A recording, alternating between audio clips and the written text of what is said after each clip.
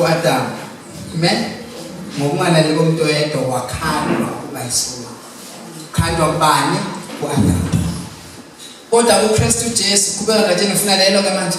Kanjalo ngokulalela umuntu munye. Kanjalo ngokulalela kwaKristu yedwa nje. Asithi uKristu yedwa nje. uKristu yedwa. Awona munye nangapha abazalwane.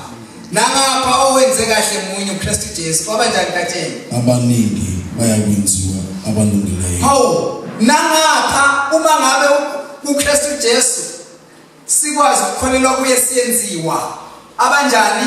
Abalungileyo. Bese senza right ngoba senziwe abalungileyo.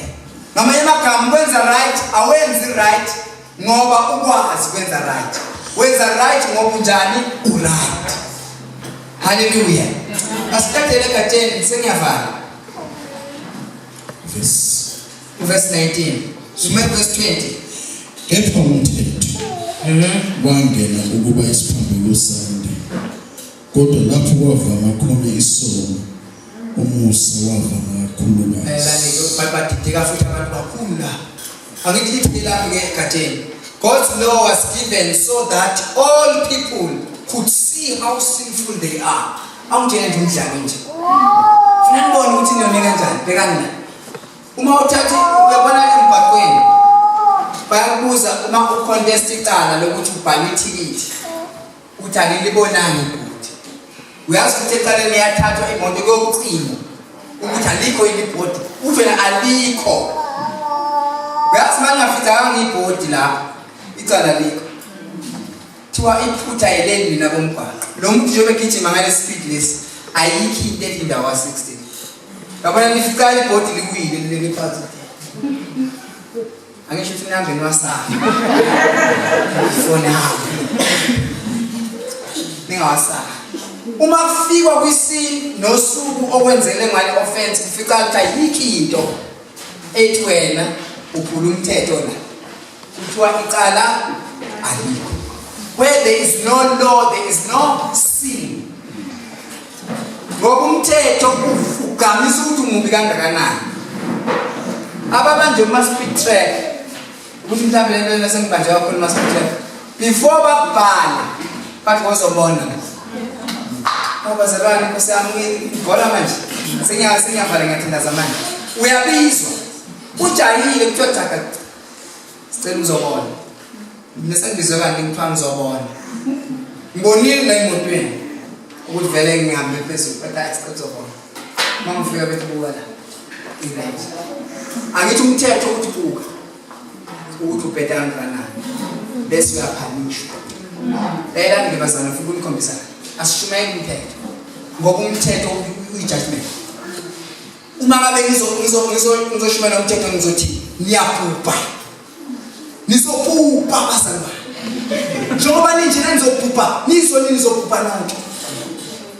Kahle kahle umthetho uyijudgment. Kodwa Jesu ngishumela ngemilanga leli kusicace kahle. Umthetho emthethweni ufika sekubhalwe nejudgment yakho. Namba zalwane. Emthethweni akusho ukuthi ayisazobona ukuthi kwenziwa kanjani. Emthethweni ayikho iallowance yoxolo. Ngoba umthetho ijudgment kajudge.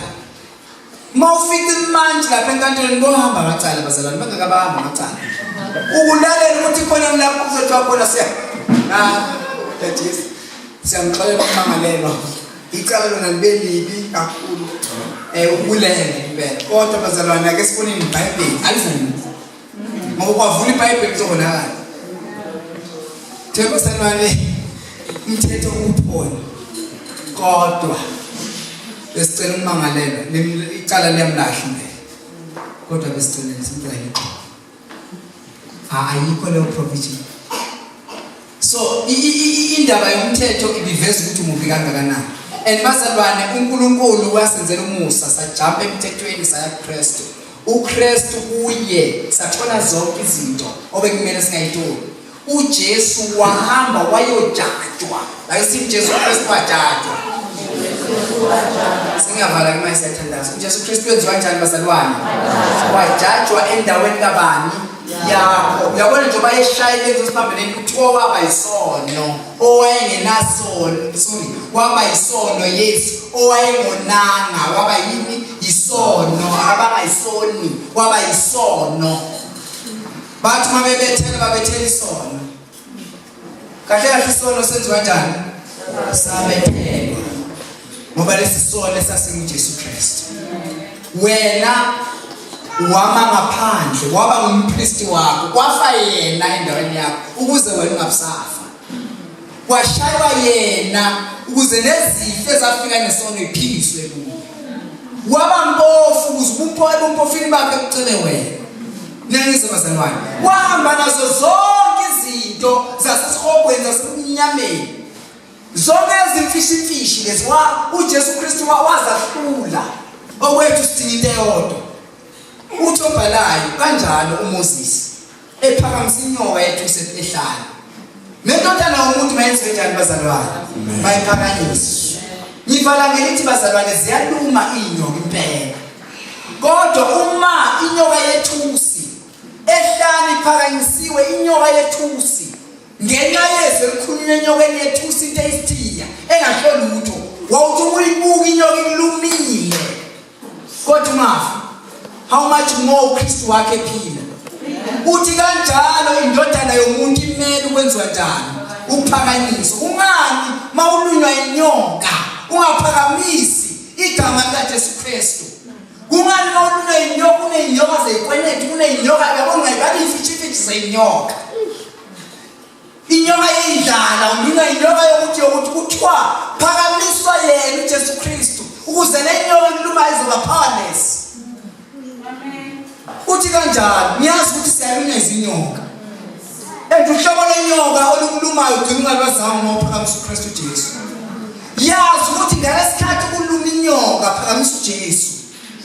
Ulunywa inyoka uphakamisa uJesu. Lethi sakusebenzela namhlanje. Amahlakho abu uKristu Jesu. Ubona uphila kuJesu Kristu ngoba siyaphila kuKristu.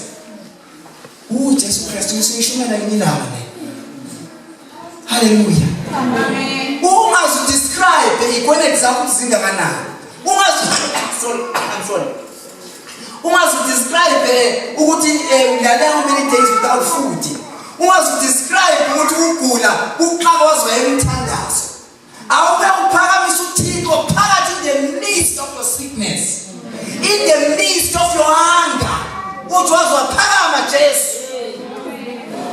Ngani kushisi lithi mayiphakanyiswe indodana yomuntu.